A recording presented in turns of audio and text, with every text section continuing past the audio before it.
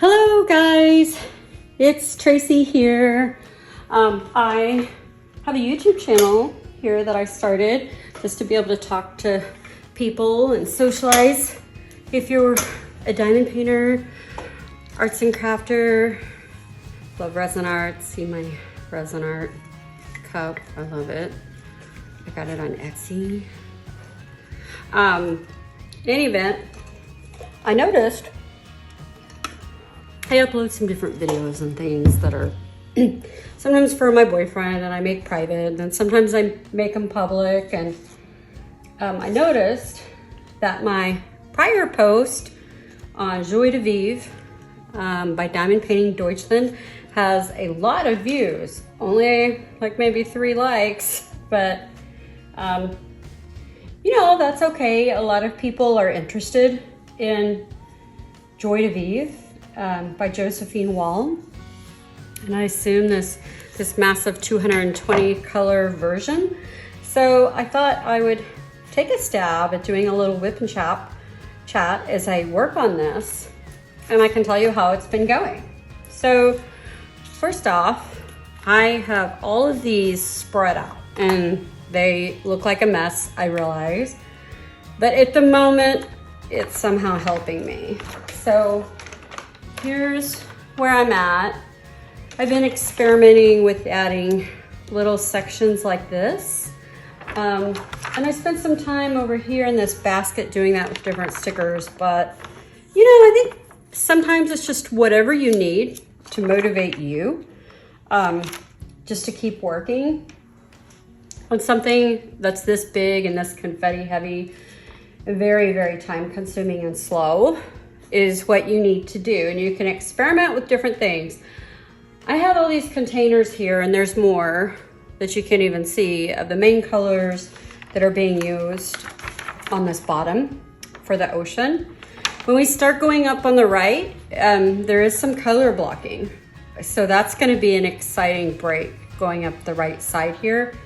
Now over here in the middle, we've got her foot, we've got some colors, not sure where they are, different colors. And we start getting into the trail with the butterflies, and a lot of bright colors will all be happening up in this direction and up here, which will be confetti heavy and a different color palette. Now, by color palette, I mean down here we have over half the colors are being used. And when we start getting into these colors up here, there's just so many different variations of each shade. It's incredible. But I have this on my dining room table, and I've got all these windows behind me. And I really like that because it is motivational when you see a large section like this. I mean, sometimes when I take video of it, these beads are such great quality and they're so clear. They're like glass where I can see my reflection in it. So it's absolutely stunning. I've got the dining table lights at night. So I can get good pictures of it. I can get a good view of it. I can feel like, oh yeah, I'm doing this for something that's gonna be super, super beautiful when it's done. And I do very much feel that way. And that's what's keeping me going. I started this on May 2nd. We're in the middle of September now. And I had looked at Lizette's on Craft and Tells, and she took a lot of breaks, and it took her about 6 months. So last month, to finish by October 2nd, which would be 6 months, I computed about 15 hours a week was needed. It was an overestimate, and I have not been able to do that. I felt really motivated when I finally pulled up this paper right here, and I saw this, and then I put all these jars, containers just spread out because I was able to get to them quicker and see them without having to flip open all these different boxes. I have learned so far that I do not like searching for boxes of beads. If I'm gonna do search, because this is very much like a puzzle. Remember Highlights magazine where they'd have these scenes and they tell you you had to find a clock or you had to find a whatever. It's kind of like that, except you're looking on here to find symbols to put the beads on. I prefer having a whole bunch of my color in the tray and then hunting through here to find the symbol. I do not like hunting through boxes for a specific symbol. You might be okay, you might be good doing the opposite, in which case a smaller section might make sense for you. But I don't know if in my prior one or whatever I had measured the section and how many colors were in it. I'll have to go back and see if it's there, or if I can let you know. It was obscene. It was over 100 in a small section. So that's a lot. You know, if you were to say, like right up here, if I were to go, oh, I'm just gonna do what's under this grapefruit, there could be hundreds of colors in there. So I find it more satisfying to say, like, I'm trying to every day say, okay, I'm gonna pick 3 colors and I'm gonna go through this section that I'm working on and fill in all I can find, which you have to know you aren't gonna be able to find them all, because you're always gonna miss one. And then so if I do that with 3 colors and I've got a lot of open spaces, 3 colors, I mean, that could take me 5 or 6 hours. But then over here, if you notice, I have little pits in here. And really, when you got this, you have to go search through the containers to find the right one to fill in. So I try to do 3 of these, working my way this way over, and then fill in the little holes and then see if there's any more in the thing. So that's 6 different colors with 6 different approaches. And I started when I picked my 3 main colors to see, oh, what do I see a lot of? Like today, I see a lot of, you know, the Pac-Man going up. And so I know I have a lot of the washer that's up here in the corner, which is really getting into slightly different colors, but you know, I know I've at least got several there. And I think I've already gone through that one. So as far as whip and chat, I'm just kind of talking about the process here. And I mean, I can tell you a little bit about my diamond painting journey as well, which just started 2021. My first one was a Route 66 motorcycle I did for my boyfriend. And it was a lot of work and pretty intense, but I felt good I was able to finish it. And then I did a really adorable, cute lizard. Both of these I found on Amazon. And I learned about it because Amazon auto-suggested it. And I was like, hey, I'll try that. Anyhow, so the third one is I had seen somewhere the classic peacock. There's many different peacocks, but this is a blue one with white flowers around it. And somehow, maybe a year ago, I had seen a picture of a super large one taking up a whole wall. And I could see the sparkle in it and wondered what was that, and boy, I want that. So I felt like that was a classic one to do. I finished it. I had a lot of problems with it. It was, at that time, the biggest one I had done.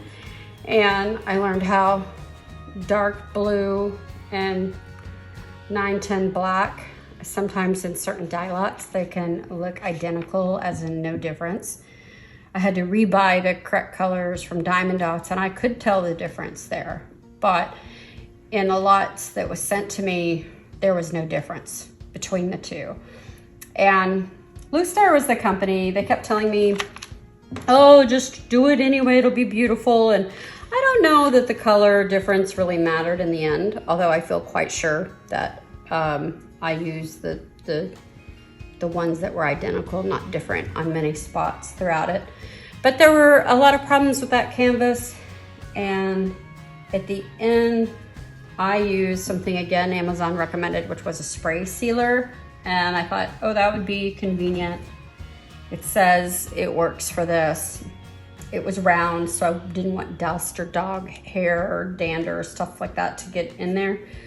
So I sprayed it and it did dull the sparkle. Since then, I found 2 sealers that maintain a high gloss that are great, but I'm really curious if squares aren't okay not to seal like this. There's just no way. I'm not gonna risk any sealer on this. This is so gorgeous, like glass. And because the squares, so far squares are not popping out like another one I had of roses. And there's very few imperfections on the drills I got from Diamond Painting Deutschland. I also didn't have any problems with static cling like I did diamond dots. I mean, I have a couple videos up on the static cling situation. So if you want to know what bad static cling is, I mean bad, about as bad as it's going to get static cling, then you can see those. A little bit of static cling, a couple drills in there, you know, even a medium amount is no big deal, but that was a lot. So I'm still waiting on Diamond Dots to get back with me for more on that. And Diamond Dots has some great canvases, and I think they're starting, they're going to be promoting something akin to Tupperware parties, but with their diamond paintings, which is called Diamond Dots at Home. So that will be exciting, and I would probably love to do that as long as they don't have static cling. And I know there's a lot of boutiques and AliExpress that sell drills, and they're great and beautiful, but if you just want to pick up a tube of drills, you know, at the store real quick or whatever, especially if they're on sale, Diamond Dots really has spectacular quality as far as, in particular, their metallics. Their silver looks like little crystal disco balls. They're great. So hopefully, I sent Diamond Dots the video. I hope they aren't upset with me. They're keeping it very cheery and light, but kidding up, I have kitted up many canvases, and none of them had static cling like the Diamond Dots ones did. And there's nothing about the weather or anything here that caused it. I was pretty detailed, even more so than what it showed, and wanting to study that problem. So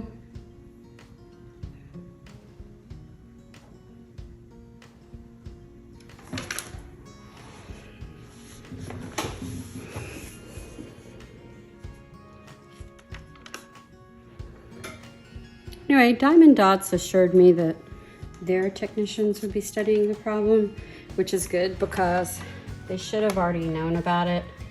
Other people told me they're known for it. So I really don't think I should have been telling them anything new. But they did ask for pictures of the bottom of my canvas so that they could go double check the lots. And one of them I got from them online, one I got from Michael's, and the third, I can't remember how I got it. But it was Hometown Pride, the lady in gold, and the Statue of Liberty. I have started working on Hometown Pride, and there is still, this is months later, static inside the drawers, inside the little containers, bead containers that I use to kit up. So it hasn't, the few colors I used, I went through 3 or 4 colors in the corner. They were fine, they weren't sticking to anything, but I think some of them will. And the lady in gold, I feel like is such a confetti heavy, large, intense canvas that if they're static, it's affecting when I pick them up. I got 3 or 4, then they're stuck in the glue, all this. It could be really difficult. And, you know, I've developed this big stash, and I've got more than I can do in a reasonable amount of time, in light of the fact I have other things going on in life. But I have an extra incentive on this particular canvas, not only because it's beautiful, and I think it would be, even though it still has elements of fantasy, it is still going to be appropriate home decor on the wall. And it's positive, and it's freedom, celebration of life, stuff like that.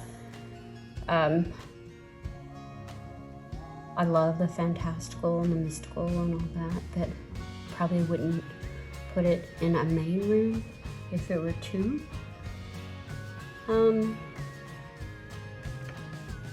too much that way, but I love that stuff anyway. I still love it. I still might do it.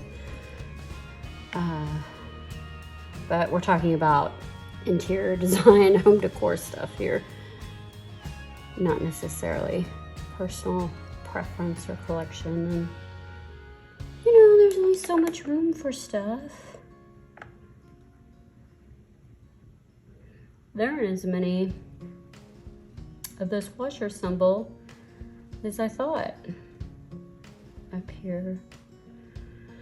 But anyhow, we were talking about, you know, I'm 5 months into this, and maybe I'm, you know, 7 or 8 months into diamond painting. Here's something I thought would be funny to show you. Okay, so check this out. So here's the beads.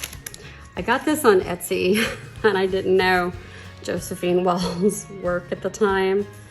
But look, so it looks a little bit like the Spirit of Flight, but I'm not sure that it is. I think it's a little different. And I don't know where the canvas is, because whoever sold this on Etsy, it looks to me like they got it on AliExpress, which is gonna have unlicensed art that you really don't want to do. But so it only has 27 colors. I mean, that looks very Josephine Wall to me. I had compared it with some others, and I didn't think it was exactly like some of her others I've seen. But look, these are all the beads. And I don't know where the canvas went, but the canvas is itty bitty tiny, like this big, or it's so tiny, it's crazy. And so when I find the canvas, I want to have it here, and as I'm working on my massive Diamond Painting Deutschland Josephine Wall, and I just sort of laugh at it. It's like, you wish it was that easy, you know, and that small. I'm sure that one's still very confetti heavy, but that's an example of something that's really probably not going to be worth your time or have any kind of an end result product that's going to be that great. But that doesn't mean for kicks I might not play with it. But I'm learning, you know, just how important it is, how busy the diamond painting is versus size. And obviously they say, oh, you're gonna get a better quality if you go up in size or you go to squares instead of rounds, the busier the picture. But what I've noticed so far in the ones I've done from Diamond Art Club, and they had done a post saying that they did this, that, you know, when their artist does the rendering, they don't just let the computer decide all these different variations of color like it accused Diamond Painting Deutschland of doing, but that their artist actually takes the time to go through and try to make it so there's not as many colors. It's not so confetti heavy that it's onerous, you know, and very difficult like this one is at times. All depends on your perspective. So, you know, I'm looking forward to seeing the videos of people comparing the two companies. And I know that I went ahead and finally bought a Josephine Wall from Diamond Art Club. And I got the one that was the girl looking through the door. And I don't know, that thing is pretty busy, and it still looks like the size of it is really large. So at some point I'll start one to compare, and I feel like, oh, I'll know the difference, if it's worth it or not. And you know, me knowing I'm not going to be glossing it over. I mean, it will be a decision, or it will be, I will have it distilled down to when I pick a painting on knowing what's most important to me, and so which way to go. And there's nothing like knowing. I mean, it's great if you can listen to somebody else's opinion and advice, and then kind of keep that in mind, or maybe learn from that so you don't have to make the same mistake or go through the same troubles. You can skip through certain things and go to parts you might enjoy more.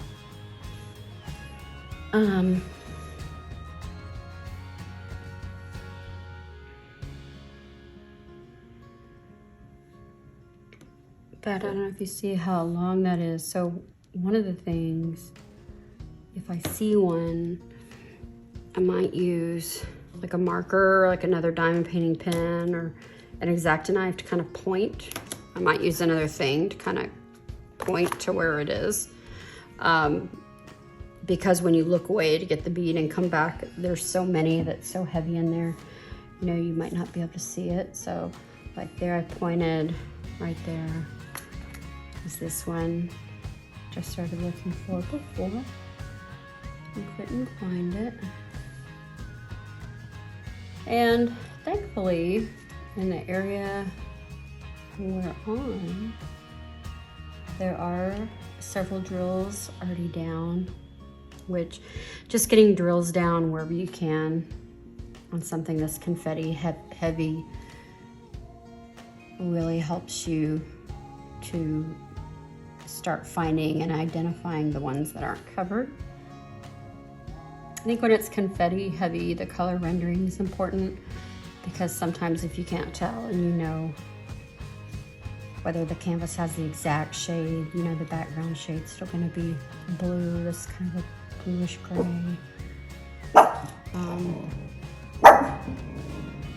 Then you can use that. So like right here, let's use that.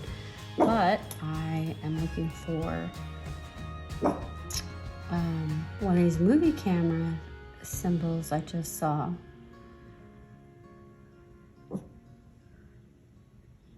And it's hard to see.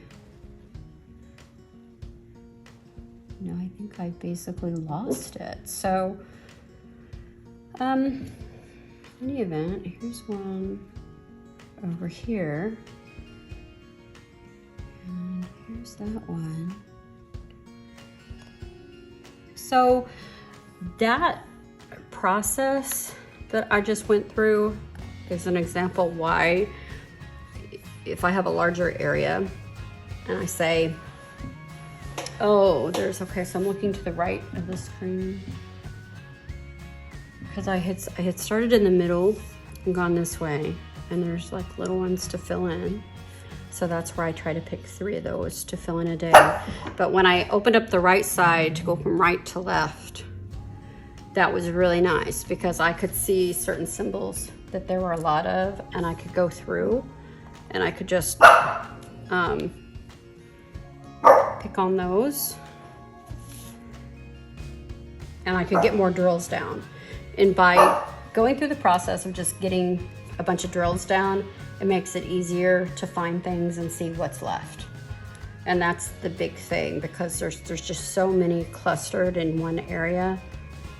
And your eyes kind of get conditioned to seeing certain ones or not.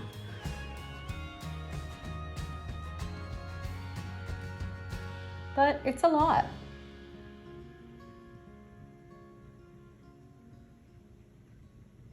Anyway, we talked about things I've learned diamond painting, you know, in the first 8 months or so. And I've learned that what I might want to work on today is not necessarily what I want to work on when it arrives. I get pulled by different events or tagging along with others, which I enjoy that, because I really like the social interaction and seeing everybody else's progress and work. So I might think I'm going to work on one thing, but then if they call a certain event, oh, I'm dropping everything to be part of the event. And another thing is, if I see an event's coming up, like this happened with Oz in August, I went and started looking for a Wizard of Oz themed one. Well, by the time I ordered it, the event was, and I got it, the event was almost over. So after that, and I had done things like that before, you know, if I don't already have a canvas that I can make work for an event at this point in time, I've decided I should not be buying new canvases specifically for an event. It's a lot if I just want the canvas or I like the canvas. You know, I mean, I think sticking to that, because over time, if you start collecting and you enjoy that process of just shopping and seeing the new releases and all that, which I do, then you're gonna eventually have what you need to join almost any event there is. And once you're on Instagram or Facebook groups and you start seeing the different types of events, you know, that might make you go, oh, you know, they do summer with the masters. I'd like to try one of those. I'll get one that I like and know it'll be on hand when the event comes around again. Because, you know, each one is so incredibly intense time-wise. Ooh, so those are my dogs, and guys, those are the little twins. So they just turned 2, and they're half Pomeranian and then Shih Tzu Poodle on the other half, and their dad's Shih Tzu Poodle. He's here, but he's being quiet, and their mom's around here somewhere. Not sure where.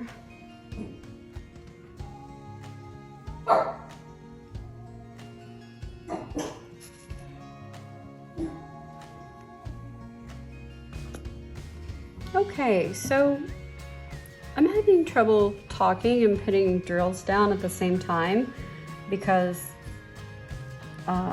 it's just so intense, the focus that I need to have to pick which one I'm gonna do, that I'm gonna put this on time lapse, and maybe it'll make me look really fast, although it's not, so we'll see. Okay, so before I start time lapse, here's what I did, is I've got the whole bottom is open, but so that you can see better, I picked these 4 symbols that I know are in this area and that are more pits or ones I need to fill in. I don't expect there to be a lot of these. And then I picked these 2 because I know that they're in her foot, and it would be nice to get more definition going in her foot. A couple of colors in her foot I haven't seen before, so they might be in my other boxes of other colors somewhere. So we'll see how this goes with the time lapse, and if you can see in between placing drills how long it takes, or if I just look speedy.